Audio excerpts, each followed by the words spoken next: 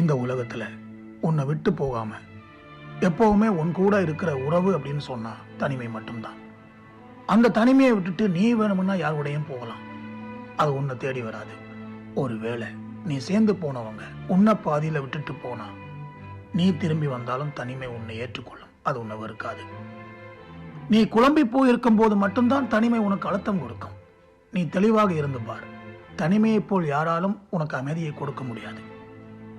எவ்வளவு பேர் சுற்றி இருந்தாலும் வாழ்க்கையில் கட்டாயமாக எல்லோருக்கும் ஒரு நேரத்தில் தனிமை அவசியப்படும். ஏனென்றால் எல்லோரும் இங்கே தனித்தனி மனிதர்கள். தான் யாரென்று தன்னிடம் கேள்வி கேட்பவன் தனிமையோடு பேசுவான். சராசரி உலக வாழ்க்கையை வெறுப்பவன் தனிமையை நேசிப்பான். தனிமையை விட இந்த உலகத்தில் எதுவுமே சிறந்ததில்லை என்று நினைப்பவன் துறவியாகிவிடுவான். கடந்து வந்த வாழ்க்கையில் நடந்த அழகான நிகழ்வுகளை மீட்டி பார்ப்பதற்கு தனிமை ஒரு நல்ல தருணத்தை தரும். ஆனால் அதே தனிமையோடு துயர சம்பவங்களை நினைத்து பார்த்தால் அது அளவைத்துவிடும்.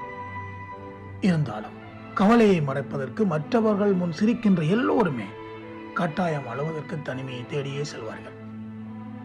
சிலர் பேசும்போது கூட சொல்லுவார்கள், நான் நிம்மதியா இருக்கணும், என்ன தனியா விட்டுருங்க. தனிமை சில பேருக்கு வாழ்க்கையாக அமைந்து விடுகிறது. நினைப்பதையெல்லாம் செய்யலாம், ஏன்னா அங்க குறை சொல்றதுக்கு யாருமே இருக்க மாட்டாங்க. விரும்பியதையெல்லாம் பார்க்கலாம், ஏன்னா அதை மற்றவங்க பார்க்க மாட்டாங்க.